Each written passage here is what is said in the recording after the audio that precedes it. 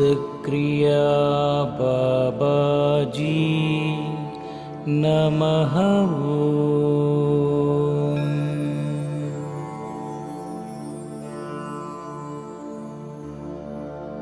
ओम सिद्धक्रिया बाबाजी नमः।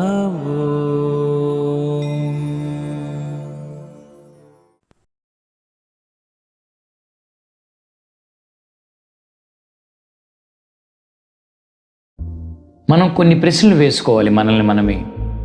అసలు ఈ అనంతమైన సృష్టి ఎలా ఏర్పడింది? మనం ఎక్కడి నుంచి వచ్చాం? ఈ మానవ శరీరంలో ఉన్న మన కర్తవ్యం ఏమిటి?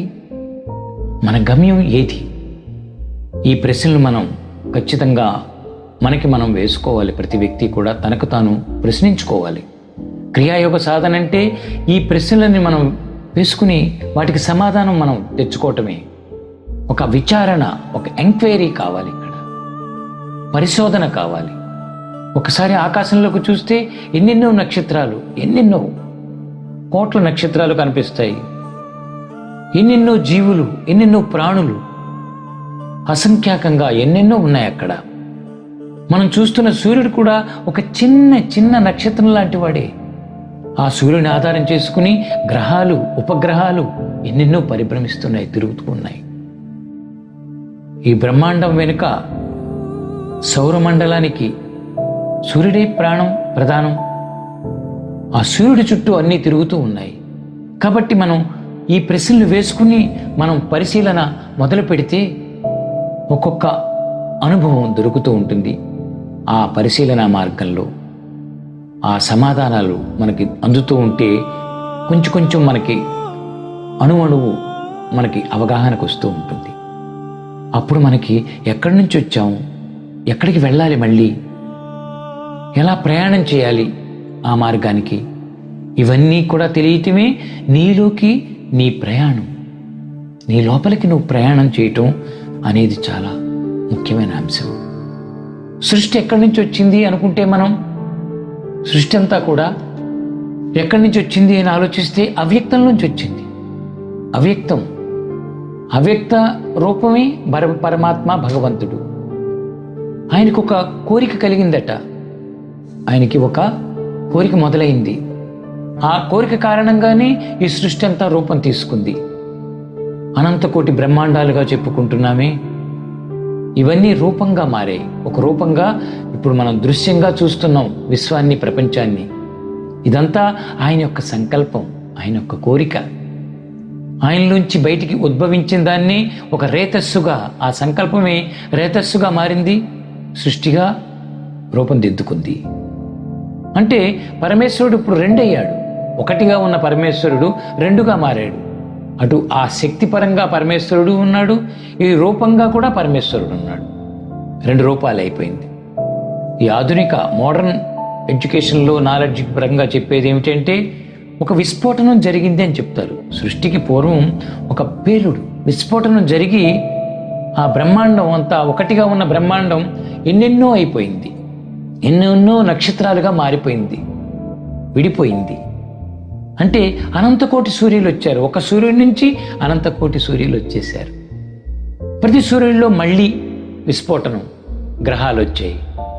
అలా ఏర్పడినదే ఎన్నో గ్రహాలు ఏర్పడి వాటిలోదే మనం నివసిస్తున్న భూమి, భూమండలం, భూగ్రహం. ఇది కూడా గ్రహమే. ఆ గ్రహవాసులం మనమందరం. భూమి అనే గ్రహం మీద నివసిస్తున్నాం మనమందరం. మొదట్లో ఇది కూడా సూర్యుడిలోంచే వచ్చింది కనుక మొదట్లో ఈ భూమి కూడా మండుతూ ఉండేదట, ఒక సూర్యుడిలా మండేదట. ఆ జగత్పితగా, పరమపితగా ఉన్న ఆ శక్తి, ఒక శక్తి సహాయంతో, ఒక మాత సహాయంతో తేజోమయ రూపాలైనటువంటి మానవులు, జీవులు, ప్రాణులన్నీ ఉద్భవించాయి. ఆ శక్తి మాత, ఒక మాతగా చెబుతారు అక్కడ శక్తిని. ఆ మాత యొక్క సహాయంతో ఈ కల్పన, సంకల్పన, మొత్తం సంకల్పం అన్నీ ఒకటే జీవులు వచ్చేశారు.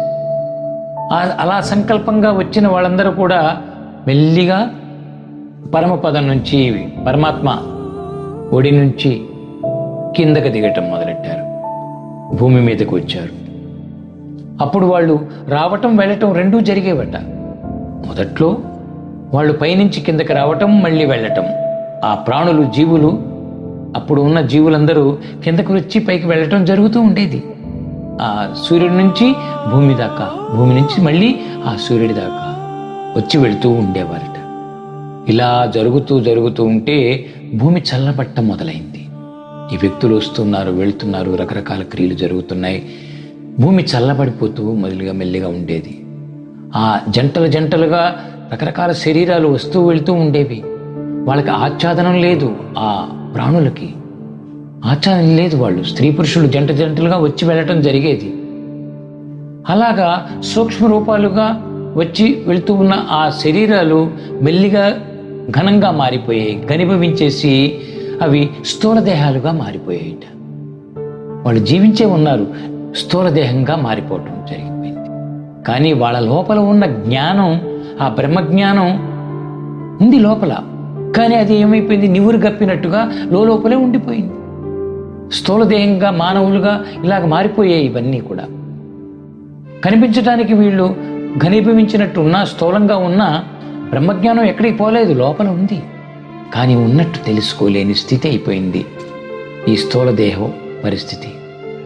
ఎక్కడి నుంచి వచ్చానో, ఎక్కడికి వెళ్ళాలో ఈ అవగాహన తెలుసుకునే స్థితి అంతా కేవలం మానవుడికే ఉంది. అన్ని ప్రాణులు స్థూలంగా మారిపోయినా, జరుగుతూ ఉన్నా, ఈ మానవుడు అనే ఒక ప్రాణి వింతగా ప్రత్యేకంగా ఉండటం, ఆ బ్రహ్మజ్ఞానం అతని లోపలే ఉంది. నేను ఎక్కడి నుంచి వచ్చానో తనకి తెలుస్తూనే ఉంటుంది, ఎక్కడికి మళ్ళీ వెళ్ళిపోతానో తెలుస్తుంది, ఎక్కడ ఉంటున్నానో అన్నీ తెలిసే అవకాశం ఒక్క మానవుడికే ఉంది. దానిని తెలుసుకోవటం, గుర్తించటమే సహజ నిష్కామ కర్మయోగం. మొదట్లో సంకల్పం కారణంగా పిల్లలు పుట్టేవారు, సంతానం పెరిగేవారు, ఉద్భవించేవారు మొదట్లో. తర్వాత వాళ్ళని చూస్తే చాలు సంతానం పుట్టేసేవారట. అది కూడా జరిగిందట. అంటే బిగినింగ్ చూడండి ఎలా ఉండేదో సృష్టి. తర్వాత స్పర్శిస్తే చాలు సంతానం పుట్టేవారు. అలాగ మార్పులు తీసుకుంటూ మైథున క్రియ అనేది, ఆ క్రియ చేయటం ద్వారా మాత్రమే సంతానం పుట్టడం అనేది ఒక మార్గం ఏర్పడింది. మొదట్లో చూస్తే పుట్టేసేవారు, స్పర్శిస్తే పుట్టేవారు. తర్వాత పరిణామం, ఈ భూమి మీద పరిణామాలు పెరుగుతూ మారుతూ ఏం జరిగిందంటే మైథున క్రియ, సెక్సువల్ యాక్ట్ జరగాల్సిన అవసరం. దాని ద్వారా మాత్రమే సంతానం, పిల్లలు పుడతారు. ఆ సృష్టి, మానవ సృష్టి పెరిగే స్థితి వచ్చింది. మొదటి నుంచి కూడా మానవుడు ఏం కోరుకుంటున్నాడండి అంటే సుఖాన్ని, శుభాన్ని, మంచిని, ఆరోగ్యాన్ని, వీటినే కోరుకుంటూ ఉండేవాడు మొదటి నుంచి కూడా. సుఖంగా ఉండాలి, అంతా శుభం జరగాలి, నేను ఆరోగ్యంగా ఉండాలి, ఇదే వాళ్ళ లక్ష్యం మొదటి నుంచి. ఈరోజు లక్ష్యాలు చాలా అయిపోయాయి.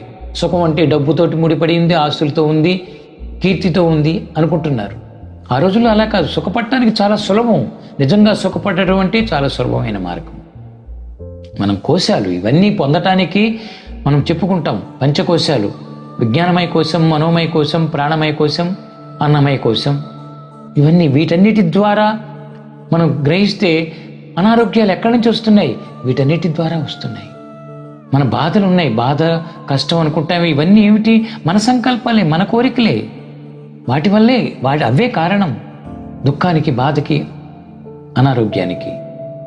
కాబట్టి మనం ఆత్మ సాధన, మనలోకి మనం ప్రయాణం చేసే వ్యక్తికే ఇవన్నీ నిర్మూలించబడతాయి. నేను ఎక్కడి నుంచి వచ్చానో అక్కడికి చేరుకోవాలి, దానిని మళ్ళీ తెలుసుకోవాలి, ఆ స్థితిలోకి నేను వెళ్ళిపోవాలి అని ప్రయత్నిస్తూ ఉండాలి. మన జీవితం దొరికినది ఏదో అనుభవించడానికి, మాయలో ఉండటానికి, బాహ్యంలో ఉండటానికి కాదు. ఆ విశ్వాత్మతో కలవాలి. నేను విశ్వాత్మలో నేను భాగమే. కాబట్టి విశ్వాత్మతో తిరిగి కలవాలి. నేను అందులో మళ్ళీ తిరిగి అందులో నేను మమైక్యమైపోవాలి అని కోరుకోవాలట. ఆ ప్రయత్నం జరగాలి. దీన్నే మహాయోగ సాధన అంటారు. ఆ ప్రయత్నం చేయటమే మహాయోగ సాధన. అన్నిటికంట గొప్ప సాధన, యోగ మార్గం ఏదంటే ఈ మహాయోగమే, ఈ విజ్ఞానమే. నీలోకి నీవు అవలోకిస్తే అని చెప్తారు. అవలోకించటం అంటే దృష్టిని పెట్టటం, నీలోకి నీవు అవలోకనం చేయటం, ఆ ప్రయాణం చేసి దృష్టిని అక్కడ పెడితే ఈ పూర్తిగా విశ్వవిజ్ఞాన భాండాగారం మొత్తం నీకు కనిపిస్తుంది, నీ సొంతం అయిపోతుంది అని చెప్తున్నారు. ఎస్, ఈ ప్రయత్నం, ఈ భావాన్ని మనం పెంచుకుని ప్రయత్నాన్ని ప్రారంభించాలి. Thank you. I love you. Thank you. For further information and blessings, like, comment, share and subscribe. Thank you.